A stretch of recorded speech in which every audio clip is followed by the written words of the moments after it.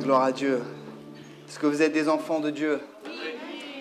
Amen, merci au Seigneur. Ce chant veut dire beaucoup de choses. Quand on prend vraiment conscience des paroles, qu'on est vraiment un enfant de Dieu. Est-ce qu'on peut dire « je suis vraiment un enfant de Dieu » ? Est-ce qu'on peut le dire ? Je suis vraiment un enfant de Dieu. Je suis vraiment un enfant de Dieu. Avec tout ce que ça veut dire, avec le sang de Jésus, avec le pardon des péchés, avec le Saint-Esprit, avec l'autorité, avec les miracles et les prodiges. Amen, c'est vraiment important. Bienvenue à tous, on est heureux de se retrouver tous ensemble pour ce dimanche. C'est encore un week-end férié. Qu'est-ce qu'il y a comme week-end férié en France, hein ? Merci Seigneur pour tous ces gens qui ont créé ces week-ends fériés. Mais il n'y a pas de jour férié pour Dieu et pour la foi. Il n'y a jamais de jour férié pour notre foi. On veut vivre Jésus au quotidien. Amen. Et c'est le week-end qu'on appelle le week-end de la Pentecôte. Eh bien oui. Et forcément, généralement dans les églises, dans les églises protestantes en tout cas, le week-end de la Pentecôte, on parle du Saint-Esprit. Et ceux qui me connaissent savent que je suis un peu un rebelle. Moi, je suis un peu anti-traditionnaliste. J'aime pas me sentir forcé. Vous aimez, vous ? Non. J'aime pas quand on dit « Oh ben tu sais, c'est la Saint-Valentin, il faut que tu achètes un cadeau à ta femme. » C'est tous les jours que je pourrais acheter un cadeau à ma femme.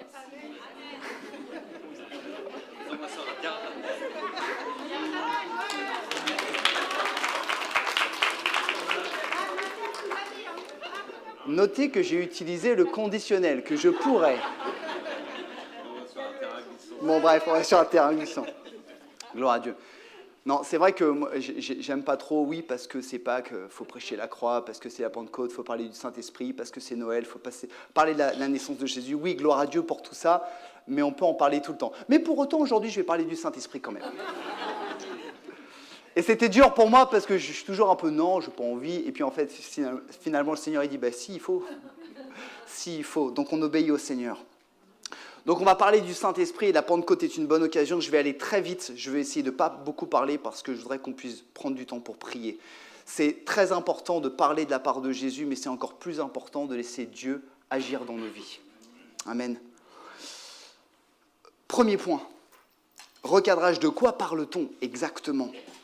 Saint-Esprit, qui est le Saint-Esprit ? Ça sert à quoi le Saint-Esprit ? Le Saint-Esprit est la troisième personne de ce qu'on appelle la Trinité divine. Dieu le Père, Dieu le Fils et Dieu le Saint-Esprit. Nous croyons qu'il n'y a qu'un seul Dieu. Amen. Nous sommes appelés des gens qui ont une religion monothéiste. Mais pour autant, et ça c'est pas humainement compréhensible, ne me demandez pas de vous expliquer, c'est pas compréhensible. Notre Dieu se révèle en Dieu le Père, il se révèle également en Jésus le Fils, et il se révèle également dans un esprit qui est le Saint-Esprit. Amen. Donc nous croyons en un Dieu, mais qui se révèle en trois personnes différentes. Ça, c'est vraiment important. Et c'est important d'utiliser le moment de la Pentecôte. Pourquoi ? Parce qu'avant le Nouveau Testament, il y avait... Très bien. Et avant les chrétiens, il y avait les Juifs, effectivement. Voilà, non, mais c'est pour voir si vous savez, si vous lisez votre Bible. Et donc, la Pentecôte, ce n'est pas uniquement le moment où le Saint-Esprit est descendu sur les chrétiens, c'était avant tout une fête juive. Parce que le peuple juif découpait l'année en différentes fêtes qui avaient des significations. Et la Pentecôte, c'était le 50e jour après Pâques. Et qui était appelée chez les Juifs, notez bien, la fête des semaines, ou Shavuot, ou Shavuot, vous le dites comme vous voulez. Et en fait, cette fête servait, notons bien, à fêter le début de la récolte de la moisson de blé. Ils fêtaient parce qu'ils allaient récolter le blé. C'était le début de quelque chose. Et donc les Juifs fêtaient ça 50 jours après Pâques. Ça, c'est important. Chronologiquement, je voudrais qu'on soit tous d'accord sur ce que la Bible dit. Vous êtes d'accord ? On suit la Bible ? Ouais, c'est important, hein ? C'est pas important de suivre un pasteur ou une chaîne YouTube, c'est important de suivre la Bible. Amen, ça c'est la Bible avant tout. J'ai rien contre YouTube, hein, je préfère le dire. Numéro 1, Jésus est venu sur terre. On est d'accord avec ça ?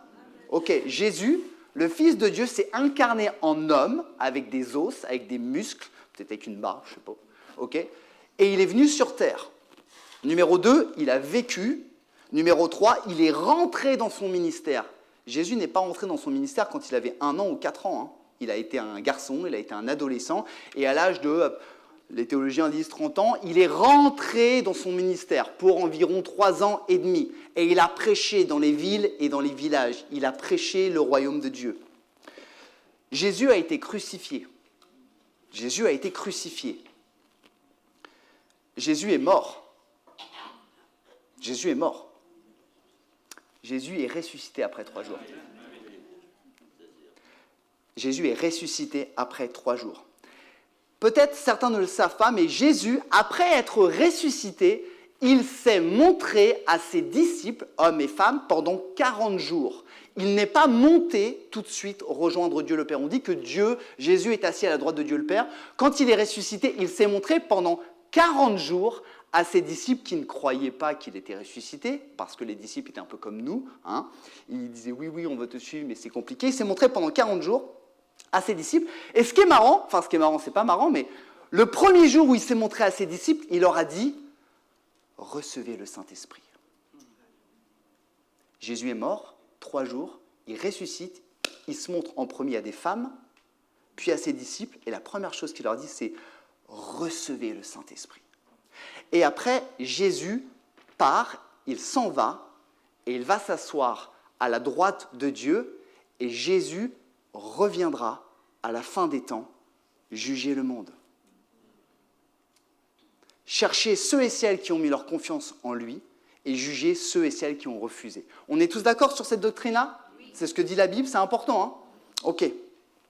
Et juste avant de partir, juste avant de monter vers son Père, il leur adresse une parole qui est très importante et je vous invite à lire avec moi dans le livre des Actes, chapitre 1, versets 4 à 5, vous pourrez suivre sur l'écran.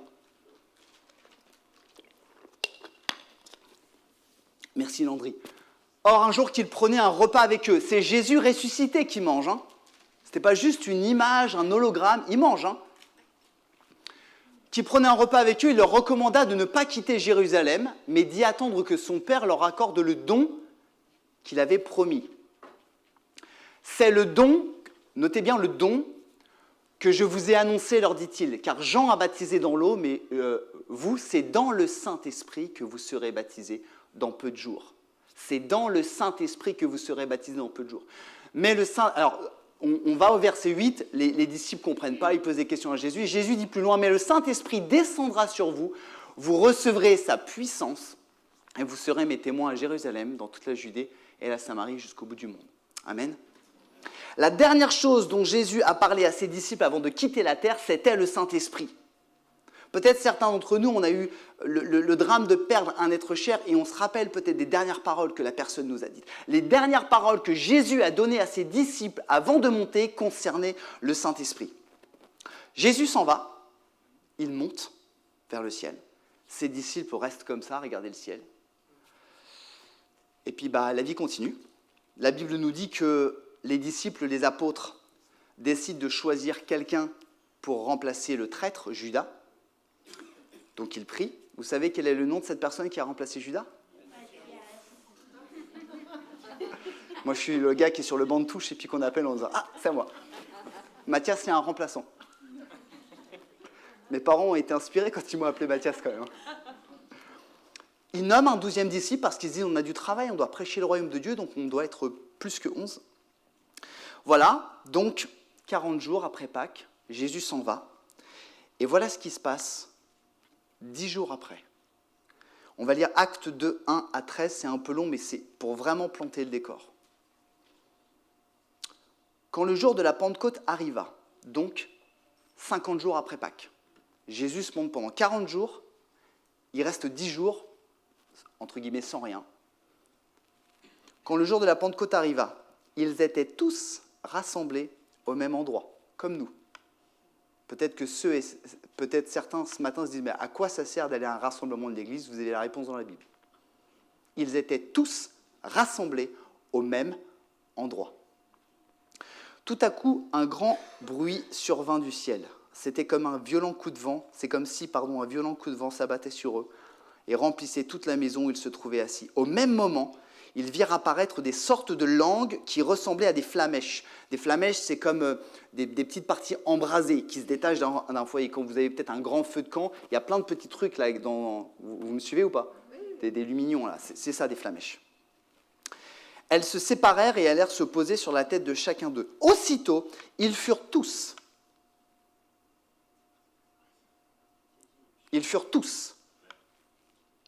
remplis du Saint-Esprit et commencèrent à parler dans différentes langues, chacun s'exprimant comme le Saint-Esprit lui donnait de le faire. Chacun s'exprimant comme, pas le voisin, comme le Saint-Esprit lui donnait de le faire.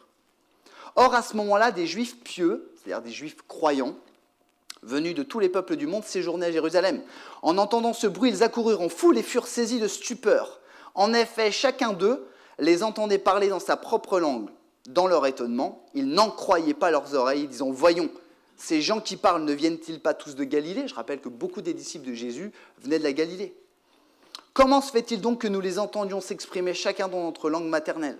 Nous sommes Parthes, Mèdes ou Élamites. Nous habitons la Mésopotamie, la Judée, la Cappadoce, le Pont, la province d'Asie, la Phrygie, la Pamphylie, l'Égypte ou le territoire de la Libye près de Cyrène. Ou bien nous vivons à Rome, nous sommes juifs de naissance ou par conversion, nous venons de la Crète ou de l'Arabie. » Il y avait du monde, hein. Il y avait un peu de monde quand même. Hein. Et pourtant, chacun de nous les entend parler dans sa propre langue des choses merveilleuses que Dieu a accomplies. Ils n'en revenaient pas. Moi, j'aime bien vivre des choses avec Jésus. Je dis, mais j'en reviens pas, quoi. J'en reviens pas. Plongés dans la plus grande perplexité, ils se demandaient entre eux, qu'est-ce que cela peut bien vouloir dire ? Ça vous est déjà arrivé d'être à côté d'un chrétien qui parle en langue et vous dire, mais qu'est-ce qui baragouine ? Oui ou non ? Non. Bah moi si. Bien sûr. Mais d'autres tournaient la chose en ridicule. « C'est le vin doux, disaient-ils. Ils ont trop bu. » Et peut-être que c'est arrivé à certains d'entre nous, peut-être vous qui êtes là avec nous ce matin ou qui nous regardez sur YouTube en disant « Mais en fait, il raconte n'importe quoi là. Il a trop bu. » Ou alors, on appelle ça aujourd'hui « ils sont en transe. » Vous savez, ils sont en transe, ils disent n'importe quoi. Non, nous croyons à la Bible. Et nous croyons que quand le Saint-Esprit vient sur quelqu'un, la personne parle des langues nouvelles à la gloire de Dieu. Nous le croyons parce que la Bible le dit. Je ne peux pas dire je ne crois pas à ça. Par contre, je crois que Jésus est le sauveur du monde. Bon, par contre, ça je peux pas sélectionner. La Bible, on la prend en entier ou on la prend pas. Vous êtes d'accord avec ça ? La Bible, on la prend en entier ou on la prend pas. Le parler, donc, ça nous montre que le jour de la Pentecôte, l'Esprit de Dieu, le Saint-Esprit est venu sur les croyants. Et le signe tangible qu'ils ont été baptisés dans le Saint-Esprit, c'est qu'ils se sont mis tous à parler en langue, des langues qu'ils n'avaient pas apprises. Moi, j'essaye d'apprendre beaucoup de langues. J'apprends le portugais, j'apprends le lingala, j'apprends plein de choses, mais le Saint-Esprit nous donne des langues que nous n'avons pas apprises. Ces langues peuvent être des langues connues ou ça peut être des langues célestes. C'est la raison pour laquelle il y avait des gens qui venaient de différents pays, ils se sont dit, mais je les entends parler dans ma langue, c'est bizarre. Mais parler en langue n'est pas forcément une langue internationale. Commencez pas à prendre votre téléphone avec une application et dire « Tiens, je vais me mettre à côté du frère pour voir quelle langue il parle. » Rigolez pas, j'ai pensé à le faire un jour. Je me suis dit, ça se trouve, je parle une langue, je sais pas. Le parler en langue est le signe du baptême dans le Saint-Esprit. La Bible le dit. La Bible le dit. Et je le crois. Qu'est-ce qui se passe après ça ? Les chrétiens parlent en langue. Pierre, l'apôtre qui avait renié Jésus, se lève et se met à prêcher. Il parle, 3000 personnes se convertissent et prennent le baptême. Il y a eu une petite différence, je pense. Le gars, il est baptisé dans le Saint-Esprit, il parle, 3000 conversions. Il y a un avant, il y a un après. Hein. Deuxième et dernier point. Qui est le Saint-Esprit ? Le Saint-Esprit est une personne, mais ce n'est pas une personne physique. C'est une personne spirituelle. Ce n'est pas juste un esprit, c'est une personne. La Bible dit qu'on peut attrister le Saint-Esprit. Et laissez-moi nous dire que le Saint-Esprit est une personne essentielle de la Trinité divine. Essentielle, très importante. Pourquoi ? Le Saint-Esprit était là dès la fondation du monde. Ouvrez une Bible, regardez la première page, peut-être pas la première page parce qu'il y a des annotations. Regardez Genèse 1, la Bible dit qu'au commencement, la terre était informe et vide, okay, et l'Esprit de Dieu se mouvait, l'Esprit de Dieu était au-dessus des eaux. Le Saint-Esprit était là, avec Dieu. Le Saint-Esprit est une personne très importante. Pourquoi ? Parce que le seul péché qui n'est pas pardonnable, c'est le blasphème contre le Saint-Esprit. Le saviez-vous ? Jésus-Christ peut pardonner tout péché, sauf un. Et même Jésus dira, on peut parler, on peut blasphémer contre le nom du Fils de l'homme, contre le nom de Jésus. Jésus l'a dit. Mais si on blasphème contre le Saint-Esprit, il ne sera pas pardonné. Alors, il ne faut pas qu'on dise, oui, bah alors un meurtre, c'est un gros péché, puis ça... Non, non, non, non, il y a des conséquences terribles. Il y a un seul péché qui n'est pas pardonnable selon la Bible, c'est le blasphème contre le Saint-Esprit. C'est quoi le blasphème ? Je vais faire très simple, parce qu'on pourra faire une étude biblique de 2 heures là-dessus. Le blasphème contre le Saint-Esprit, c'est salir le nom du Saint-Esprit et mentir au nom du Saint-Esprit. Si ça vous intéresse, lisez le livre des Actes. Il nous est marqué... On nous a raconté l'histoire d'un couple qui blasphème, qui ment au nom du Saint-Esprit. Et quand on ment au nom du Saint-Esprit, on salit l'Esprit de Dieu qui est saint, et ça, ce n'est pas pardonnable, ni ici, ni dans le ciel. Donc, c'est une personne qui est importante, le Saint-Esprit. Le Saint-Esprit est la personne la plus complexe à appréhender pour nous chrétiens. Vous ne trouvez pas ? Dieu, c'est OK. Bon, Dieu, c'est un esprit. Bon, peut-être qu'il a créé le monde, peut-être qu'il est grand, peut-être qu'il est puissant. OK, Dieu... On imagine tous Dieu. Jésus, ok. Dieu, Jésus, sauveur du monde. Oh, le Saint-Esprit, à quoi il ressemble ? Comment il se manifeste ? Vous ne trouvez pas ? Le Saint-Esprit, c'est la partie de la Trinité divine qui est la plus difficile à appréhender pour nous. Est-ce que c'est mes émotions ou est-ce que c'est le Saint-Esprit ? Est-ce que c'est mon intuition ou est-ce que c'est le Saint-Esprit ? Le Saint-Esprit est une puissance qui équipe, qui conseille et qui guide, qui inspire et qui utilise le disciple de Jésus pour faire avancer le royaume de Dieu. Laissez-moi nous dire ce matin, le Saint-Esprit, le baptême dans le Saint-Esprit n'est pas une option dans ta vie de chrétien.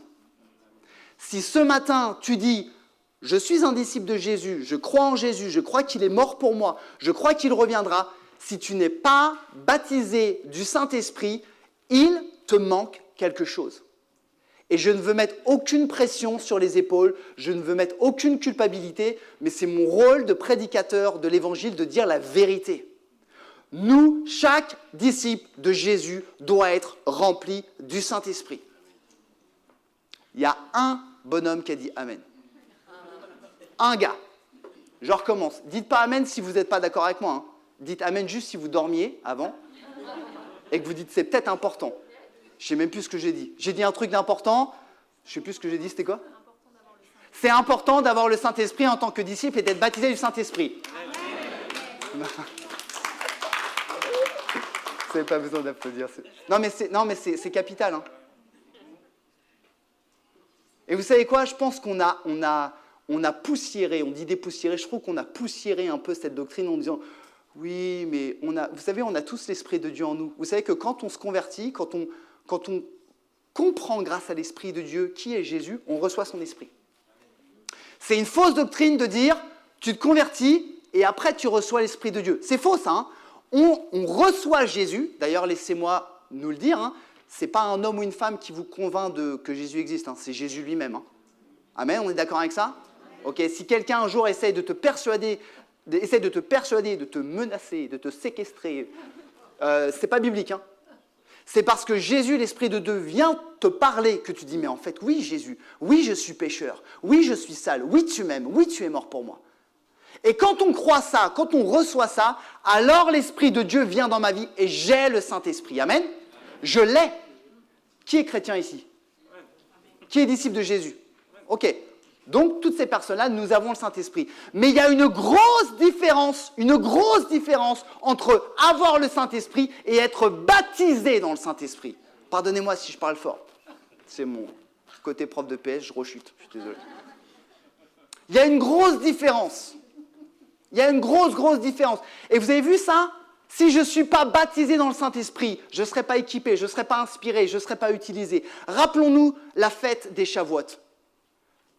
La fête du début de la moisson du blé. Récolter le blé, récolter, prêcher l'évangile, être efficace pour Jésus. Si je ne suis pas baptisé dans le Saint-Esprit, je moissonne que dalle. Excusez-moi, rien du tout. Est-ce que je serai sauvé? Oui, parce que je reconnais Jésus comme Sauveur et Seigneur. Est-ce que je serai efficace? Certainement pas. Est-ce que je porterai des fruits? Peut-être pas. Vous me suivez? Pardonnez-moi si je mets beaucoup d'intensité, c'est quelque chose que le Seigneur met sur mon cœur. C'est pas une option. C'est pas une option d'être baptisé dans le Saint-Esprit. Pour être baptisé dans le Saint-Esprit, il faut être converti. Je dis quelque chose, je ne sais pas si tu l'as mis, si je l'ai Landry dans Acte 2, 37.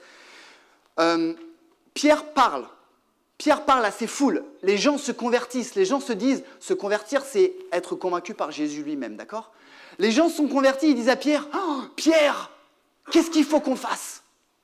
Pierre leur dit, Acte 2, 37, changez, que chacun de vous se fasse baptiser au nom de Jésus-Christ pour que vos péchés vous soient pardonnés, alors vous recevrez le don du Saint-Esprit. Alors, si, mon ami, toi qui es là ce matin ou qui nous regarde sur YouTube, si tu veux recevoir le Saint-Esprit, mais tu ne crois pas que Jésus est le Sauveur et le Seigneur du monde, ça ne marche pas. Il faut d'abord croire en Jésus. Le Saint-Esprit, ce n'est pas juste une option, une puissance qui fait briller, qui nous rend très attractifs. Le Saint-Esprit, c'est un équipement qui ne va que sur un disciple de Jésus. Le baptême dans le Saint-Esprit n'est pas une option pour l'Église. Le baptême du Saint-Esprit n'est pas une option pour que l'Église de Jésus grandisse avec puissance. Et il est nécessaire que chacun d'entre nous, nous soyons tous les uns les autres baptisés dans le Saint-Esprit afin de pouvoir être efficaces pour le royaume de Dieu. Parce qu'il y a deux types de chrétiens. Il y a ceux qui prennent ce que Jésus leur a donné, qui quelque part, pardonnez-moi, profitent un peu de Jésus. Et il y a ceux qui prennent ce que Jésus a donné, mais qui lui offrent toute leur vie. Jésus, je reçois le salut, merci, parce que quand je vais mourir le plus tard possible, j'irai au ciel. Et puis je continue à vivre. C'est pas ça ce que Jésus a annoncé. Jésus, il a dit, viens et suis-moi. Viens et suis-moi. Donc à la question, est-ce que c'est facile d'être un disciple de Jésus? Jamais de la vie. Jamais de la vie.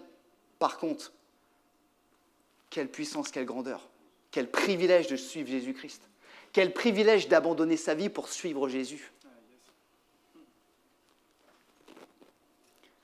Je vais terminer. Ceux et celles qui furent remplis du Saint-Esprit ce jour-là, certains disent qu'ils étaient une centaine, 120, étaient juste des hommes et des femmes qui avaient soif de Jésus. C'était juste des hommes et des femmes. Ce n'étaient pas des bons chrétiens, c'était des disciples, c'était des gens comme vous et moi. Mais la différence, c'est qu'ils avaient vraiment soif de Jésus.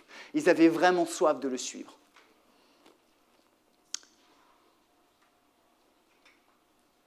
Et je vais conclure, et je voudrais qu'on passe un temps dans la prière. Je vais demander à mon frère David de jouer.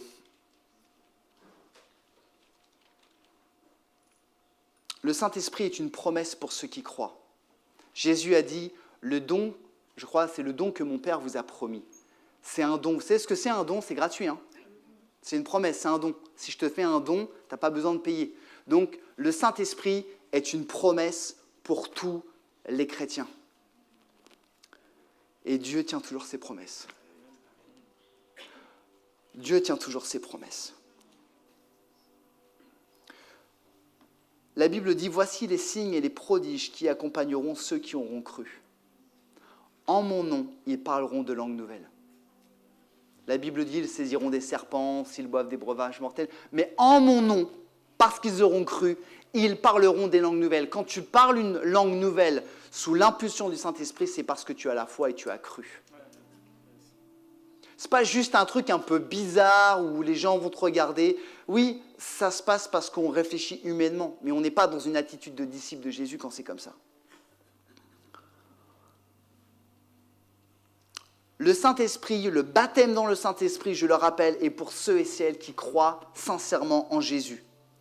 Le baptême dans le Saint-Esprit nécessite que nous croyions que c'est vrai, que c'est véridique, que c'est biblique. Le baptême dans le Saint-Esprit nécessite que nous ayons la foi. Je rappelle, le Saint-Esprit, c'est difficile à appréhender. Et surtout, le baptême dans le Saint-Esprit nécessite que nous ayons soif. La vraie question, finalement, c'est est-ce que tu as vraiment soif de Dieu ? Est-ce que tu as vraiment soif de Jésus ? Est-ce que tu as vraiment soif d'être rempli ? Est-ce que tu as soif que Dieu t'utilise pour parler aux autres de Jésus ? Avant de dire Amen, avant de dire oui, réfléchis. Parce que ça se trouve, tu n'as pas soif et personne ici te jugera parce que tu n'as pas soif. On est d'accord, hein ? On est dans une église où personne ne juge. C'est-à-dire quoi ? On est d'accord ? Par contre, si tu n'as pas soif de Jésus, si tu n'as pas soif de parler aux autres de Jésus, c'est qu'il manque quelque chose. Bien souvent, c'est caché derrière les pasteurs. Bien souvent, c'est caché derrière les évangélistes. Bien souvent, c'est caché. « Oh, mais le frère, lui, il a plus de facilité que moi. Il a reçu le même esprit que toi. » Le Saint-Esprit, c'est le même en lui et en moi. Et la mission que Jésus a donnée, c'est la même pour elle et pour moi. Je voudrais qu'on prie ensemble.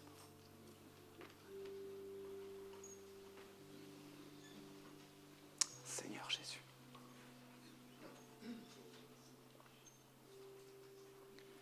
On va prendre un temps ce matin, je ne sais pas trop comment ça va pouvoir s'organiser, mais je voudrais vraiment qu'on prenne un temps, nous, l'Église, pour prier.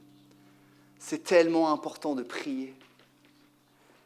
Et avant que je continue peut-être dans cet appel, j'invite tous ceux et celles qui croient en Jésus à le prier.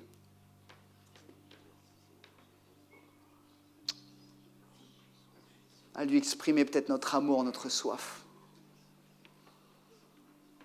Alléluia, Seigneur Jésus. Vraiment que l'Église prie. Que l'Église de Jésus puisse le prier. Alléluia, Seigneur, nous bénissons.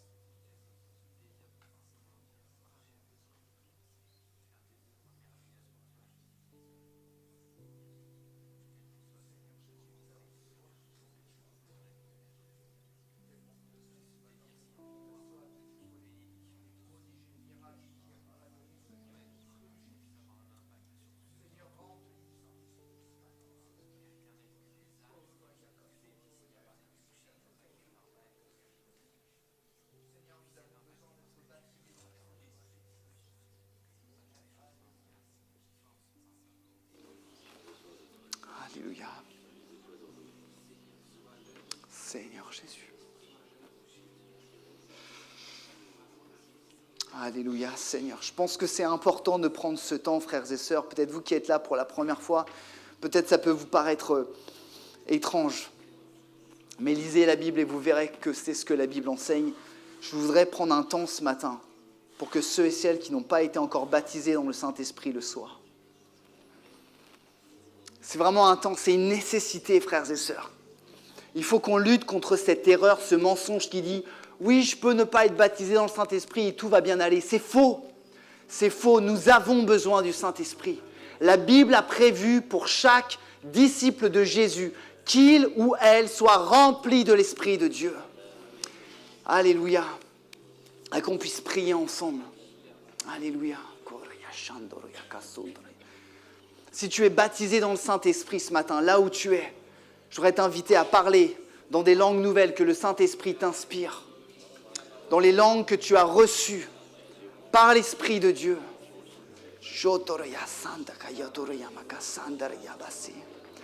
Fais-le sincèrement ce matin.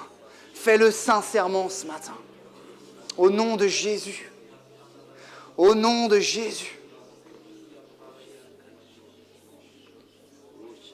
Alléluia. Je voudrais inviter toute l'Église, si vous le pouvez, à vous lever, à continuer dans ce temps de prière. Je voudrais vous inviter, en toute liberté, à vous lever. Peut-être à louer le Seigneur, peut-être à tendre vos mains, peu importe, qu'on puisse louer le Seigneur. Et je voudrais faire un appel ce matin. Si tu n'es pas rempli du Saint-Esprit, si tu n'es pas rempli du Saint-Esprit, si tu n'es pas baptisé dans le Saint-Esprit, c'est une opportunité pour toi ce matin. Qui que tu sois, c'est une opportunité pour toi d'être baptisé dans l'Esprit de Dieu. Ce n'est pas quelque chose d'humain, c'est quelque chose de spirituel. C'est quelque chose qui vient du ciel ce matin. Là où tu es. Et avant de prier, avant de prier pour que chacun puisse recevoir le Saint-Esprit, je voudrais prier contre toute opposition spirituelle. Le diable veut nous faire croire que le Saint-Esprit n'est pas vrai. Le diable veut te faire croire, peut-être toi qui ne crois pas en Jésus, que le Saint-Esprit c'est de la foutaise. Mais pourtant le diable est un menteur. Le diable est un menteur. Le Saint-Esprit est vrai. Le Saint-Esprit est réel. Et Dieu veut te remplir de ton esprit. Dieu veut te remplir de son esprit. Alors avant de prier au nom de Jésus, tous ensemble au nom de Jésus, nous brisons tout obstacle rationnel. Nous brisons toutes les forces spirituelles qui nous font croire que le Saint-Esprit n'est pas vrai. Au nom de Jésus, nous brisons toute timidité. Au nom de Jésus, nous brisons toute peur. Au nom de Jésus, nous brisons toute fausse doctrine. Au nom de Jésus maintenant. Et nous réclamons la vérité biblique du Saint-Esprit. Alléluia. Maintenant, je prie pour une foi authentique chez les hommes et les femmes qui ne sont pas baptisés du Saint-Esprit. Je prie pour une soif de Jésus. Je prie pour une soif de Jésus. Je prie pour une révélation. Au nom de Jésus. Au nom de Jésus. Maintenant, au nom de Jésus, recevez l'Esprit de Dieu ce matin. Recevez le Saint-Esprit au nom de Jésus. Toi qui n'es pas baptisé, reçois le Saint-Esprit maintenant. Reçois, commence à ouvrir ta bouche, à parler dans des langues nouvelles, à adorer Dieu. N'aie pas peur. Fais-le là où tu es, c'est pour Dieu que tu le fais. Au nom de Jésus.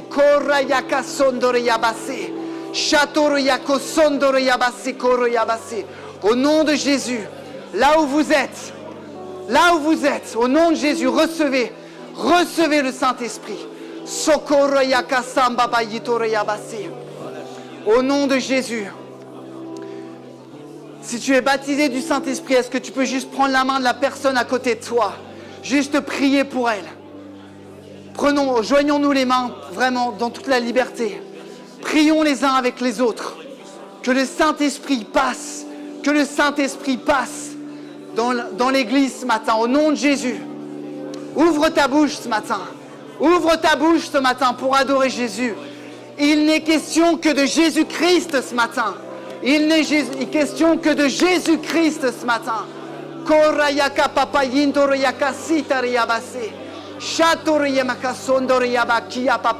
Au nom de Jésus. Au nom de Jésus, le baptême dans le Saint-Esprit pour tes enfants, Jésus.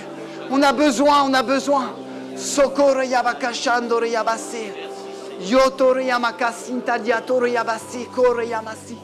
Seigneur, remplis, Seigneur, juste une. Au nom de Jésus, Seigneur, au nom de Jésus, remplis nos bouches, équipe-nous, Jésus.